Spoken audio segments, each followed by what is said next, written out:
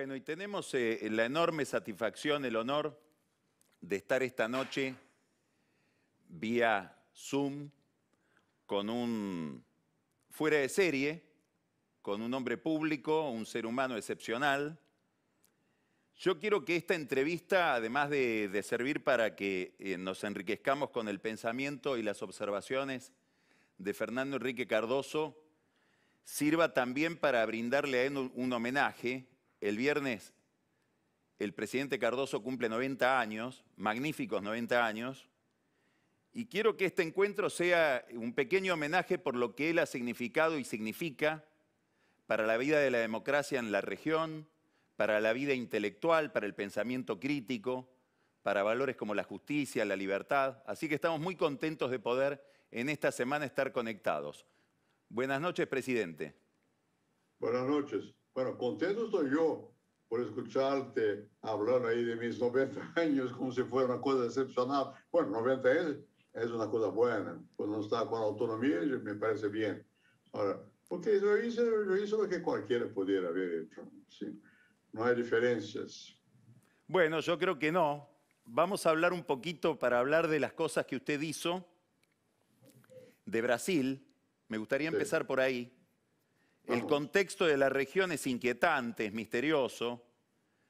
Colombia está estallada, en Perú parece haber, desde todo punto de vista, una regresión.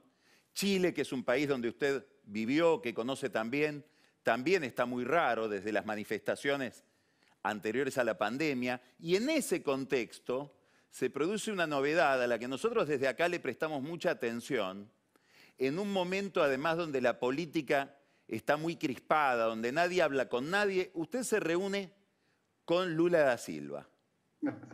Y daría la impresión de que están viendo algo con preocupación que a lo mejor los demás no ven en la vida de Brasil y en la vida de la región. ¿Por qué no nos cuenta qué significó esa reunión y en todo caso qué proyección puede tener? Bueno, vamos a ver. Primero, muchísimas gracias por lo que dijo. Y yo creo que a los 90 años, si uno no siente nada sobre lo que pasa, es porque está mal, ¿no? Yo creo que hay que estar siempre cuidando a la democracia, a la libertad, a las reglas del juego. Y eso no son cosas que se dan para siempre. Hay que estar siempre despierto, dándose cuenta de que puede cambiar y hay que sumar fuerzas en los momentos más difíciles para que no cambien, para que se mantenga la libertad y la democracia funcionando. Yo conozco a Lula hace muchos años. Lo conocí cuando era un líder sindical y era líder de un grupo de investigaciones sociales, el SEBRAP, y Lula vino a SEBRAP para hacer una charla, darle una charla, su testigo sobre los acontecimientos de aquel entonces. Bueno, desde aquel momento me di cuenta de que se trata de una persona muy lista, rápido, que es capaz de moverse con mucha habilidad en diferentes circunstancias. Y eso yo creo que yo lo seguí durante muchos años. Hemos sido, la mayor parte de las veces, políticamente, estuvimos en campo juntos por la redemocratización del país, y luego en campos distintos, porque él tenía un partido, yo otro, y yo fui candidato, él también fue, en fin. Había las peleas normales de la vida política democrática. Sin embargo, yo siempre mantuve una relación de persona a persona normal con Lula y con muchos de los líderes a los cuales me opuse en el pasado. Y yo creo que ahora, en la circunstancia brasileña, conviene que exista un sentimiento de que hay que mantener algún tipo de relación, porque puede que la democracia no sea tan favorable al futuro, en el futuro, como a uno le gustaría. Y Lula puede tener la idea que tenga, es demócrata. Él tiene un partido, cree en la democracia, fue presidente, como yo fui también. Estuvimos en oposición uno al otro, pero yo creo, por lo menos de mi parte, que hay respeto. Yo creo que es mejor que los que puedan entenderse, que se entiendan, para preservar el valor más grande que es la democracia, que sencillamente envolverse en peleas que son en ese momento menos significativas que la pelea por la manutención de la democracia. Yo no, con eso no estoy diciendo que el gobierno de Brasil vaya en la dirección de la no democracia. No, acá hay mucha libertad, la prensa es libre. Yo viví en momentos donde no era así, momentos de dictadura, estamos muy lejos de eso. No quiero atribuir intenciones al presidente actual, porque yo creo que no me gusta cuando me atribuyen intenciones, tampoco yo voy a atribuirlas. Yo creo que aunque tenga la que tenga, creo que en general ele ha sido elegido, foi oficial del ejército, dejó de guerra cuando era capitán, joven todavía, y mi padre era general, eso no me hace ningún daño que alguien tenga una carrera militar, pero creo que hay que estar siempre de ojo, mirando qué puede pasar. Y yo creo que en este momento vale la pena que los que estamos en la oposición conversemos. Es esto. ¿Usted cree que hoy en Brasil el factor militar ha cambiado de sentido en los últimos tiempos, en los últimos meses? No creo. Yo creo que los militares hace tiempo se percataron de que no es posible que sin democracia que ellos den el rumbo al país, ¿no? Creo que yo conozco a pocos. A los que yo conozco no son personas que están con el militarismo como objetivo. No creo tampoco que el presidente Bolsonaro quiera algo de ese estilo. Yo creo, sin embargo, que puede de a poco, si uno no reacciona, si no se mantienen vivas las fuerzas que pueden oponerse a cualquier gobierno, pues de pronto el gobierno empieza a gobernar como si fuera el único, solo actor en el escenario nacional. Pero no creo que exista tendencia, puede haber, hay los que creen que, bueno, Bolsonaro, que no sé cuánto, no es mi caso. Yo no creo, aunque él pueda tener lo que quiera, no sé, yo creo que las instituciones están sólidas. Usted ha reflexionado y ha planteado muchas veces el problema de Mucha gente. una nueva forma de estilo en la vida democrática que hace que las instituciones, los contrapesos, los límites tradicionales, digamos, de la democracia tradicional, digamos, americana, son menos eficientes para encuadrar la voluntad del que manda, la voluntad del líder. Es lo que yo pienso, es lo que yo pienso. ¿Por qué sucede eso? Porque yo viví momentos donde no había eso, no había la creencia del pueblo en la libertad. Al pueblo le gusta tener opinión, hablar, moverse con cierta libertad.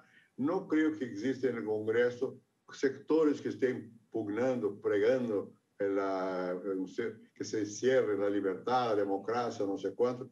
Los jueces funcionan, las cortes judiciales son importantes y opinan y tienen plena libertad para tomar las decisiones que les guste. No creo. Y no creo que los militares tampoco estén en una postura de agresión a la libertad. Ellos tienen otra formación, son personas que están acostumbradas a obedecer, pero tienen jerarquía, ¿sabe cómo es eso? Mientras alguien ejerce una función como presidente, bueno, ellos rinden los homenajes necesarios. Yo fui presidente 2 veces. No puedo quejarme de los militares brasileños cuando yo estaba en el poder. Y mira, yo estuve en el exilio, yo fui contra el régimen militar, yo escribí, pedí la cátedra, todo eso. Sin embargo, cuando los militares volvieron a sostener la democracia, en mi caso, en mi tiempo ya era así, pues eso no fue óbice para que ellos cumplieran su deber como militares. Yo no creo que haya habido un cambio tan profundo en la Fuerza Armada que lo lleve ahora a imaginarse que sin democracia es mejor. No hay eso en el mundo, no es solamente aquí, ¿no? Entonces yo creo que es muy poco probable, no quiere decir que no existe. Por eso mismo yo creo que los que somos demócratas debemos entendernos, debemos expresarnos, decir cuando el presidente se equivoca, decirle con libertad, mira, está equivocado, no puede ser, así no va, en fin, ese tipo de comportamiento abierto me parece que es necesario. Usted nombró recién a un actor de la vida pública que está muy presente, ha estado y está muy presente en Brasil, muy presente en la Argentina, son los jueces. Sí. Me gustaría que nos cuente cómo ve usted este problema, que es la aparición de casos de megacorrupción que llevan a judicializar la política y al final de cuentas a tener una visión de la justicia como una justicia también politizada. Es decir, las derivaciones que tiene para el sistema el problema de la corrupción más allá de lo moral. Sí, sí. Mire, yo no creo que acá en el Brasil haya el sentimiento de que la justicia está desmoralizada. Yo conocí cuando yo era senador, yo iba, pero iba sin que supieran que yo estaba por allá. A veces uno u otro me reconoció a la Suprema Corte brasileña para escucharlos, porque tenían posiciones distintas, no sé cuánto. Y después, cuando yo era presidente, yo trataba, tenía uno, dos, o tres, o cuatro, quizás, ministros de la Corte Suprema, con los cuales yo tenía relaciones directas personales. Sin embargo, nunca me sentí a gusto para tomar el teléfono y pedirles un voto. Nunca. Nunca hice eso. ¿Y por qué no lo hice? Primero, por mí mismo. Segundo, que yo creo que ellos no me atenderían. Yo creo que la justicia en Brasil puede ser que sea distinta en otros países, y lo es, yo sé. Pero aquí en Brasil la justicia garantizó un espacio de libertad para los jueces. Eso es importante. Yo creo que no hay democracia sin que los jueces tengan la capacidad de opinar sin recelo, sin tener miedo de que les ocurra algo como consecuencia de sus actos. Yo creo que aquí es importante, hay ejemplos en la Corte Suprema nuestra de gente que ha procedido con independencia. Eso no quiere decir que no exista alguna tendencia política de los jueces. Puede tener, pero en la hora de votar tiene que explicitar por qué sí, por qué no. Creo que eso no solamente a nivel de la Suprema Corte, pero en general la justicia no ha sido contaminada por el politicismo generalizado que puede existir en otras partes. Aquí, por ahora, no veo que haya un politicismo negativo que alcance a los jueces, lo cual no quiere decir que no tengan posición, pueden tenerla, pero la ley, hay que cumplir la ley, y hay recursos de no sé cuánto. Yo confío en la justicia, para decir una palabra breve. He leído y lo he escuchado en entrevistas, observaciones suyas sobre la pandemia, y lo veo que pone mucho el énfasis, más allá de los temas sanitarios, en la aceleración que produce esta pandemia en el uso de tecnologías. Sí. Por ejemplo, las que nos permiten en este momento estar charlando. Sí. Me gustaría que los que nos están mirando lo escuchen acerca de este tema y sobre todo que conozcan sus ideas sobre el impacto que tienen las nuevas tecnologías en la democracia. Sí. Y específicamente en la velocidad de la opinión pública comparada con la velocidad de la política y del Estado, ¿no? Como generan ansiedades que a veces son difíciles de manejar o que generan problemas. Sí. Mire, yo creo que eso fue una transformación muy positiva de democracia, libertad.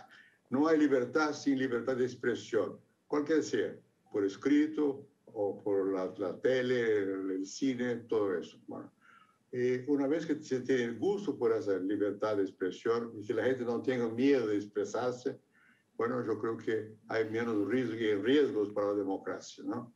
En el caso brasileño, claro que ahora con la internet, con todos esos instrumentos, toda la gente está conectada, es la palabra de moda. Estamos conectados, ¿no? Yo mismo utilizo ahí el fono celular para me conectar con la red, no sé cuándo quiero emitir una opinión, yo emito la opinión. Yo creo que eso ha cambiado mucho lo que fue el pasado. En el pasado había el meeting, el comicio, no sé cuándo la gente iba a la plaza. Ahora no van a la plaza más, mucho menos, ¿no? Pero todos están conectados, están en la red. Y la información circula. Es muy difícil que la gente no sepa lo que está pasando, porque alguien va a saber. Y ese alguien termina por decir a un otro tercero que pone en la red. Yo creo que eso va a producir, está produciendo un cambio grande en la sociedad contemporánea. Yo creo que hoy día, si hay una cosa novedosa, es el hecho de que estamos todos conectados. Somos sociedad. Yo tengo un amigo que se llama Manuel Castells, que escribió un libro que se llama La Sociedad en Red.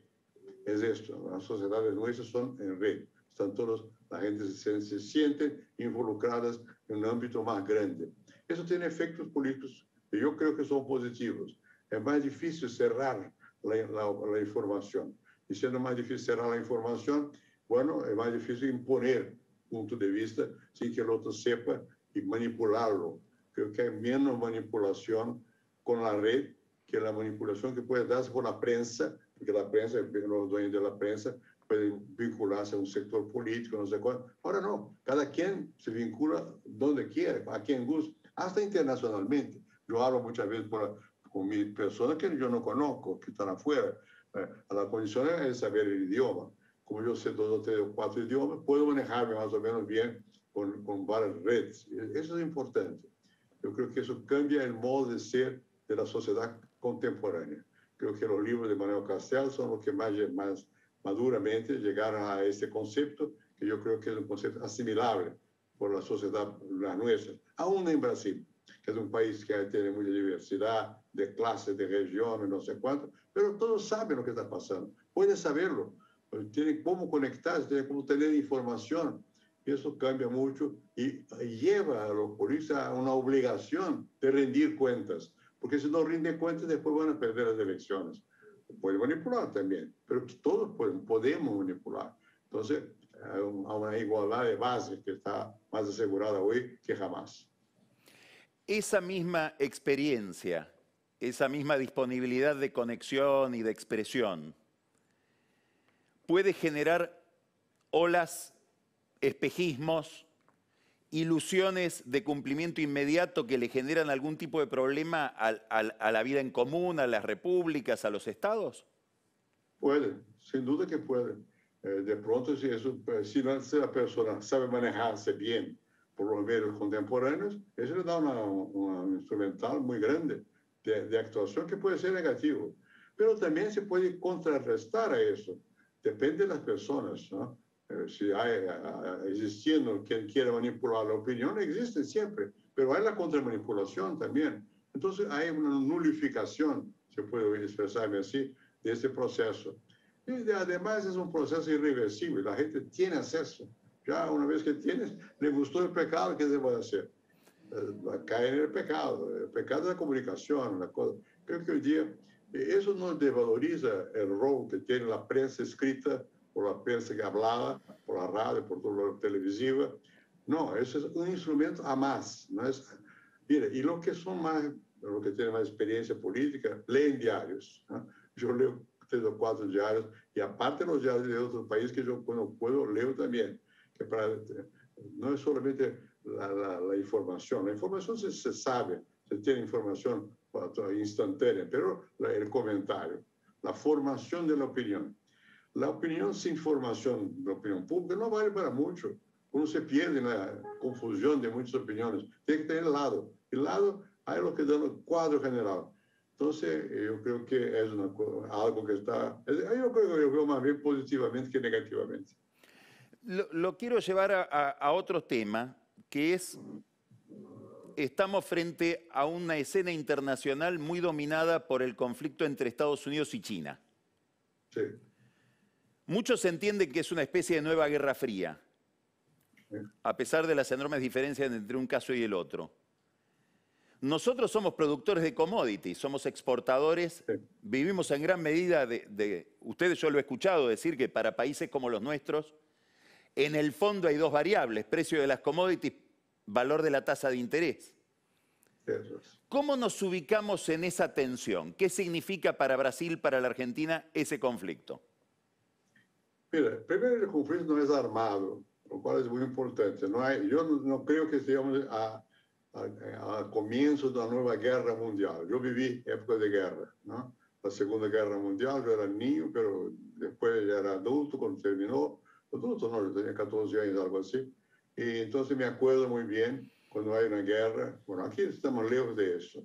China y Estados Unidos de alguna manera tienen relaciones, aunque sean comerciales, que si fueran solamente comerciales ya involucrarían la necesidad uno del otro. Creo que el mundo se ha cambiado mucho en ese sentido de una integración de intereses. Mientras no exista la militarización de la economía y la búsqueda por la fuerza obligar al otro, creo que es mejor. Entonces yo creo que no tengo miedo de la intercomunicación. Y con Latinoamérica. Usted dijo una verdad. Brasil, Argentina vivimos de exportación, y mayormente exportación de commodities, como se llaman normalmente esos tipos de mercancías que intercambiamos. Bueno, pero también tenemos industrialización.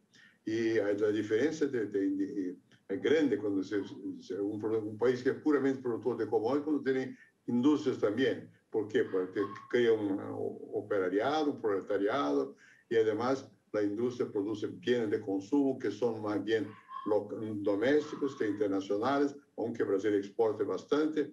Hay, en fin, una vinculación más grande de las personas con la economía. Ese es el mundo en el cual nosotros vivimos. No es un mundo en que estamos armados para guerrearnos, es un mundo que estamos armados para comercializar. Uno gana, otros pierden, pero la gente no se da mucha cuenta de momento si está ganando o perdiendo. Tome China, que exporta mucho, y Brasil tiene muchas relaciones con China. Hay algo que ven el peligro amarillo por todos lados. Yo no soy de estos. Yo he estado en China algunas veces, yo sé que no es un régimen igual al nuestro, es distinto, pero no quiere imponer ese modo, yo creo. Y si tratar de imponer tal modo de vida, bueno, ahí sería distinto. No creo que exista una ideología que lo lleve a actuar en modo tal que todos sean iguales a ellos. No, ellos se limitan al intercambio comercial. A veces que junto con el intercambio comercial siempre hay un poco de influencia política también. Es natural que así sea, pero no se lleva a la guerra. Eso es muy importante. Nosotros vivimos en un mundo que está pacificado. Ojalá se permanezca pacificado. Hay focos que son de guerra, pero muy localizados. Y es malo cuando eso existe. Y hay interferencias de potencias de grandes países, no sé cuánto, tal o cual. Todo eso lleva a una situación más bien negativa. Pero no hay riesgo, yo creo, inmediato de un confronto de dos grandes bloques. Mientras no existan tales confrontos, riesgos, países como Brasil, como Argentina, pueden beneficiarse. Aparte que en América Latina, yo porque viví en Chile, porque bueno, tengo mucha relación con Argentina, con varios países de la región, yo me siento muy integrado al ambiente latinoamericano. Me di cuenta que era latinoamericano cuando yo vivía en París, hace muchos años. Primera vez que viví en París, yo tenía amigos, por Dios, todos hablan castellano, y yo hablo portugués. Yo empecé a hablar mal, porque hablo varios idiomas siempre con fuerte acento, pero empecé a hablar castellano en París. Lo cual hoy no, hoy tenemos relaciones directas. Los tipos vienen de Argentina o de Uruguay o de Chile, vienen a Brasil y viceversa. Eso es muy positivo. Creo que eso conlleva a una solidaridad, una fraternidad más grande que es importante. Y yo no creo que las redes de comunicación sean negativas, todo lo contrario, creo que son muy positivas.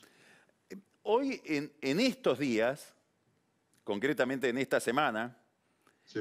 se vuelve a tratar dentro del Mercosur el problema del arancel externo común. Sí. El ministro de Hacienda brasileño, como usted sabe bien, es un hombre muy liberal desde el punto de vista de la apertura comercial, etc. Y usted ha planteado cierto reparo en que haya ahora una liberalización, una baja del arancel externo común en este contexto en que se está viviendo económicamente en el mundo y en la región. ¿Podría desarrollar la idea? Mira, yo creo que yo fui muy favorable al Mercosur, ¿no? A esa integración entre los países de la región sur de Latinoamérica. Yo soy más bien favorable a que exista un intercambio grande entre los varios países. Cuando yo era niño, aquí en Brasil, la sensación era de Argentina es enemiga, puede haber un avance militar. Pero eso no existe más, no hay tal sensación. Yo viví en Chile, mi padre, que era general, fue a Chile a verme y me contaba vivió casi toda su vida en el sur de Brasil, nació en Paraná, pero vivía en el Río Grande, porque las tropas brasileñas, los militares, estaban todos concentrados en el sur con miedo a la invasión de Argentina. Bueno, eso desapareció. Pues yo creo que eso es muy positivo, el sentimiento de que pertenecemos a un bloque económico, más bien de Sudamérica. Yo tengo personalmente muchas relaciones con México, pero con Centroamérica tengo menos relaciones. Pero cuanto más relaciones, mejor. Con Estados Unidos siempre tuvimos, porque ellos tienen inversiones acá, como los alemanes también. Yo vivo en São Paulo. São Paulo es una ciudad que tiene mucho italiano, mucho alemán, mucho japonés, y mucha inversión americana. En fin, es muy diversificada en sus ramificaciones. Yo no veo que eso sea un peligro, al contrario. Yo creo que soy muy favorable a que exista más intercambio. Yo siempre, porque vivía afuera, viví en Chile y tenía mucha relación con Argentina y otros países de la región, yo siempre fui y continúo a serlo muy favorable a que exista más integración. Y no, claro que la integración significa que cada quien tiene sus intereses, los mercados muchas veces disputan los mercados, no sé cuánto, pero no los pueblos. Yo creo que cuanto más es posible que exista acercamiento entre las personas, más conocimiento, mejor. Le cuento un pequeño cuento. Sí. Yo una vez fui a Polonia. Polonia es un país muy distinto del nuestro acá. Y yo fui a visitar, creo que se llama Wanda, que era un director de cine que había allá. Sí. Era amigo de un polonés que vivió aquí en la misma calle que yo, aquí en São Paulo, Inácio Sachs. Y me dio una carta a Wanda. Yo fui no en auto, fui con un bus común, no sé cuánto. Él se sorprendió. Bueno, yo no me sorprendí absolutamente. Yo quería conocer a las personas de Polonia. Polonia entonces era comunista. Yo estaba allá cuando hubo una casi revolución en una parte de Polonia. Yo fui a verles de cerca, ¿no? Bueno, yo creo que es muy importante que los países se conozcan más. Porque si uno no conoce, uno tiene más entrosamiento. Yo tengo parientes en Rusia, es una cosa rara, pero un primo de mi madre que se fue para Rusia se casó allá. Y tengo primos en Rusia. Uno yo traje a Brasil. Era Que es una científica, ¿no? ¿Cómo? Es una científica. Sí. Entonces, era una profesora de física. Algo Exacto, de física. De física. Vino para sabía. Brasil. Yo fui a Rusia más de una vez. A Rusia todavía soviética. Y encontré mis parientes allá, que brasileños, no eran rusos, ¿no? Bueno, yo creo que hay que conocer las realidades distintas y hay que tener una cierta empatía, que es más fácil cuando se sabe el idioma. De ruso yo no sabía el idioma, entonces es un problema, que no se puede hablar. No se puede hablar el idioma. Mira, yo viví en Francia mucho tiempo y los franceses son considerados como no sé cuánto y tal, un poco remplis de eux-mêmes, son en fin, son orgullosos. Puede ser, no son así. Cuando uno tiene conocimiento real del país y de la vida del país, es mejor. Que Se uno disuelven sabe los las estereotipos. dificultades, ¿no? Entonces yo soy muy favorable que exista más acercamiento que ruptura. Le voy a hacer una pregunta muy argentina. Sí. A usted que cumplió un rol tan relevante en relación con este tema. ¿Cómo se termina con la inflación? Bueno, yo puedo decir cómo yo intenté terminarla, ¿no? Bueno, me sorprendió que yo era ministro de Relaciones Exteriores y el presidente Itamar Franco me nombró ministro de Finanzas. Yo estaba en Estados Unidos, yo estaba en visita oficial, no sé cuánto, ¿no? Bueno, volví en el avión, bueno, ¿qué voy a hacer? Estamos perdidos, ¿no? Había una inflación que era muy fuerte acá. ¿Qué hice yo? Puedo decir lo que hice yo, no sé, no es que se puede repetir, depende de las circunstancias. Bueno, yo llamé a los jóvenes que sabían mucho de economía. Yo no soy economista, soy sociólogo, trabajé en la CEPAL, trabajé con Previs, con Medina Echevarría, Zunca, conozco a esa gente, no sé cuánto, de otra generación.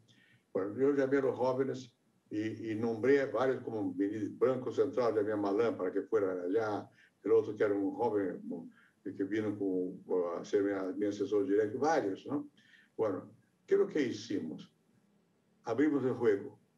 Hay que explicar al país cuál es la situación. Bueno, mi rol en el control de la inflación fue mucho más de explicar al pueblo de qué se trataba. En aquel entonces, el mismo presidente tenía ganas de prender a grandes comerciantes, porque son los tipos que aumentan los precios todos los días. Pero no, es inútil, no. Ellos aumentan los precios porque si no pierden. No es por eso. El problema era otro, que el gobierno gastaba mucho, había un descontrol del gasto público, no sé cuánto. Y yo expliqué la situación al pueblo. Mi rol fue de intermediario entre el grupo de economistas que sabían mucho, eran jóvenes, pero que tenían ganas, conocían la experiencia que había en Israel y no sé dónde más, y sabían y querían actuar en esa dirección. Y yo explicaba al pueblo y yo siempre traté de decir lo que iba a pasar. Bueno, no siempre es posible eso, depende de las circunstancias, pero esa fue mi experiencia. O sea, yo actué mucho más como un intérprete, como un político, que como un economista que no soy. ¿No? Yo conocía, yo sabía, era capaz de entender, leer libros de economía, no sé cuánto. Pero muchas veces yo llegaba a escribir ecuaciones en el pizarrón negro, ecuaciones. Yo no, tradújame, porque eso yo no soy capaz de entenderlo. Me digan en palabras, no sé cuánto. Y yo explicaba al pueblo, ¿no? Y mi rol fue mucho más de comunicación y de cumplir lo que se prometió, ¿no? Si las cosas no ocurren, la gente no siente la ventaja, ¿por qué va a apoyar una política? No va a apoyar. Aquí fue lo que yo hice. Pero no soy ningún experto y por suerte aquí no hay más inflación. Desde aquel entonces nunca más hubo una inflación que requiriera un esfuerzo colectivo. Entonces nadie va a me llamar para inflación y ahora estoy viejo, ya no hay más riesgo de ese tipo. Otra pregunta que tiene muchísima vigencia hoy en la Argentina y que la tuvo en el gobierno de Macri también. Y me voy a referir a una frase suya. Yo lo escuché hace muchos años decir que el rol de un presidente, el rol de un líder, no es tanto hacer lo que piensa a la mañana cuando se está duchando, sino más bien encontrar el instrumental político para poder implementar eso. Sí. Y que ese es el desafío. Entonces la pregunta es, ¿hasta dónde el obtener ese instrumental, el encontrar consenso para una idea, debe sacrificar y hasta cuánto la calidad de esa idea? Mira, ¿cuánto hay de concepto y cuánto hay de política en un éxito político, en el éxito de un gobierno? Por lo menos mitad a mitad. Hay que tener creencia, valores, creer y saber también cómo qué hacer, pero hay que ganar la opinión pública. Yo cuando fui presidente y ministro, yo era senador. Yo tenía en consideración el Congreso, yo conocía el Congreso. Y yo sabía que las oposiciones existen, hay que respetarlas, pero no hay que curvarse a la primera grito que te digan contra ti con miedo. No, hay que enfrentarlos, hay que tener coraje. Yo creo que el hombre público tiene que tener coraje para afirmar lo que va a hacer. Hay que saber, pero hay que tener coraje, hay que ser político, básicamente. No es inútil ser solamente un tipo que sabe. Tem que saber en la práctica como motivar a la persona para actuar en una dada dirección. Es lo que yo intenté hacerlo cuando era presidente, cuando fui ministro, no sé cuánto, aún sin tener mucha noción de lo que yo lo hacía porque estaba acostumbrado con la pelea congresual, con la pelea política. Mi padre fue diputado, además de ser general, fue diputado. Yo nunca tuve miedo del pueblo, nunca, porque la gente no hace nada si no tiene apoyo del pueblo. Y yo creo que es más importante la capacidad de expresarse. Por consecuencia, tiene que ser político. La única ventaja que yo tuve en mi vida política es que yo era profesor. O sea, explicaba a los alumnos de modo comprensible cosas difíciles. El político explica al pueblo cosas difíciles. Cuando no explica, es mal político, no sirve. Yo creo que hay que tener todo el tiempo preocupación con expresarse y obtener apoyo con un instrumento que hay de sentimiento, desde luego, pero que además de razón también. Yo quiero tal cosa, por eso, dar la motivación y la causa para cambiar la situación actual. Creo que eso es importante, actuar como si fuera tomando en consideración el otro, no actuar aisladamente. Un intelectual puede pensar que escribe un libro.